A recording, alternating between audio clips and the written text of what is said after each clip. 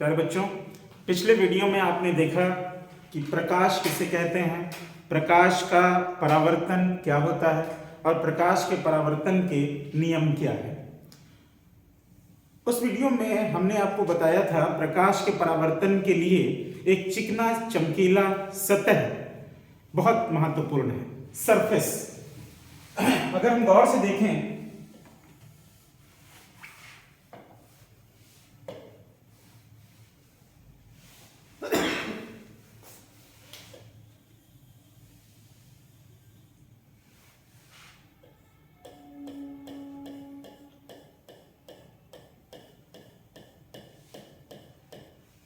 इस प्रकार से वो सतह थी जिसके एक तल पर पॉलिश कर देने पर दूसरा तल परावर्तक तल बन जाता है।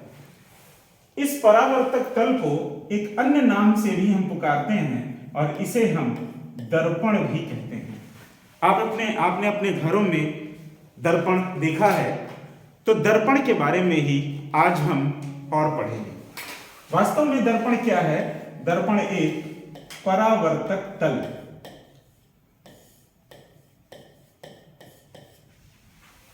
तल हम एक काल्पनिक रूप से एक सीधी रेखा मान सकते हैं। जैसे कि कांच के ग्लास में अगर हम पानी भर लेते हैं तो पानी की जो ऊपरी सतह है वो एक प्रकार का तल बन जाती है, जो बाहरी वातावरण और जल के बीच में एक सीधी सरल रेखा के रूप में आती है। इसी को हम तल कह सकते हैं। और परावर्तक तल वह है जिस तल से प्रकाश किरणें टकरा करके वापस लौट जा रही हैं, उसी को हम परावर्तक तल कहते हैं। तो दर्पण क्या है?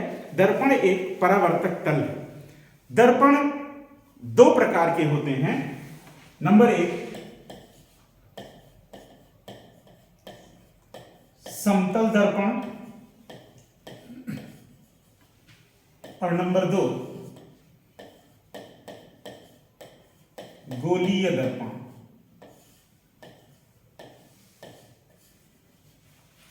यदि परावर्तक तल एक सीधी सरल रेखा के रूप में है तो उसे हम समतल दर्पण कहते हैं। लेकिन यदि परावर्तक तल एक कर्व या वक्र रेखा के रूप में है तो उसे हम गोलीय दर्पण कहते हैं।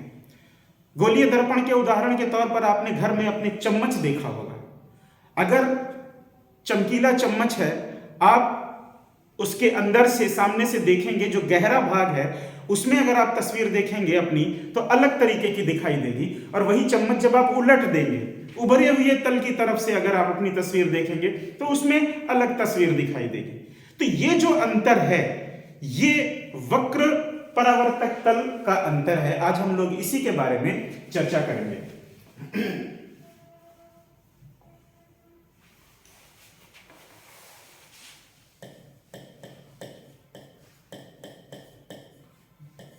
गोलीय दर्पण।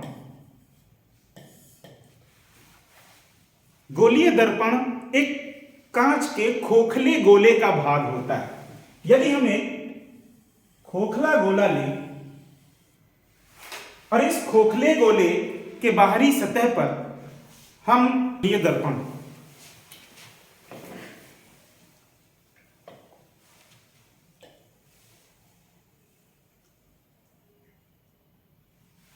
तो ये एक खोखला गोला, खोखले गोले के रूप में हम यदि कांच का एक हिस्सा लें, अगर हम इसके बाहरी तल पर पॉलिश कर दें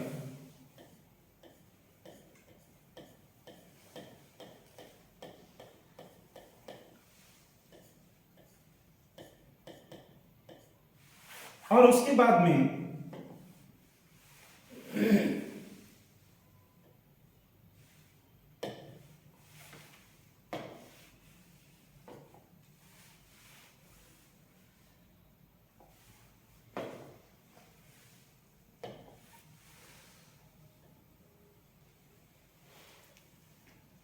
ये हिस्सा हम इससे कट कर लें,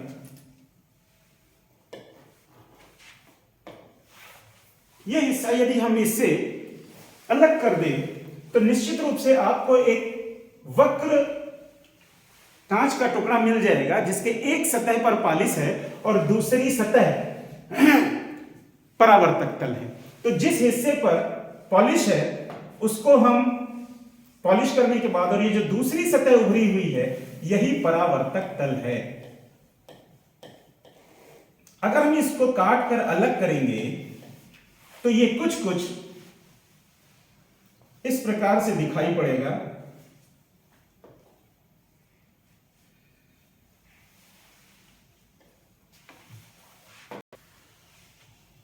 ये कुछ कुछ इस प्रकार से दिखाई पड़ेगा।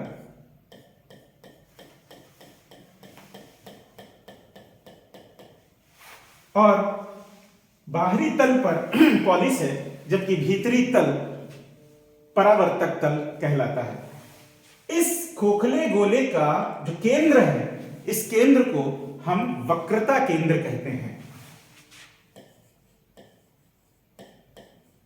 वक्रता केंद्र कहते हैं। इस खोखले गोले से अगर हम इस वक्रता केंद्र से अगर हम एक सीधी त्रिज्या खींच दें तो इसे हम वक्रता त्रिज्या कहते हैं। अगर इस केंद्र को हम इस प्रकार से यहां बनाएं तो यहां से खींची गई सीधी रेखा जो दर्पण को मध्य बिंदु पर कट करे तो इसे हम दर्पण का ध्रुव कहते हैं तथा इस केंद्र को वक्रता केंद्र कहते हैं।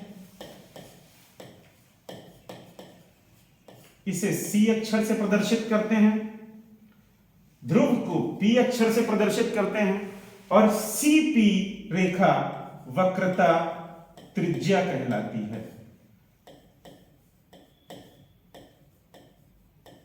जिसे R से प्रदर्शित किया जाता है।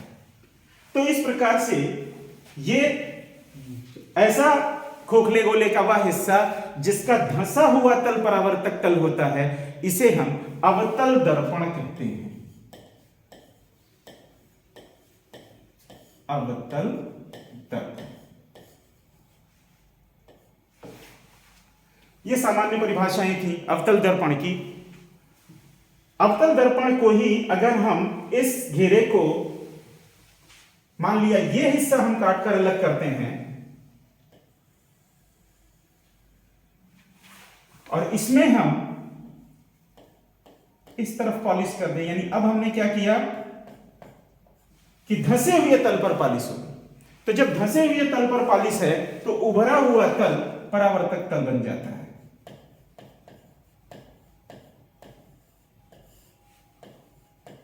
अंतर साफ आप देख रहे हैं कि एक तल है जहां पर उभरे हुए तल पर पॉलिश है, धंसा हुआ तल परावर्तक तल है, जबकि यहां पर धंसा हुआ तल जो है वो उस पर पॉलिश है और उभरा हुआ तल परावर्तक तल है।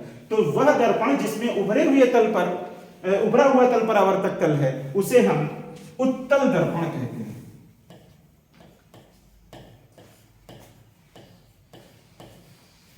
तो यह मुख्य रूप से अंतर था अवतल दर्पण उत्तल दर्पण के बारे में, और इसके साथ ही इससे बनने वाले प्रतिबिंबों के बारे में हम अगले वीडियो में आपसे चर्चा करेंगे। धन्यवाद।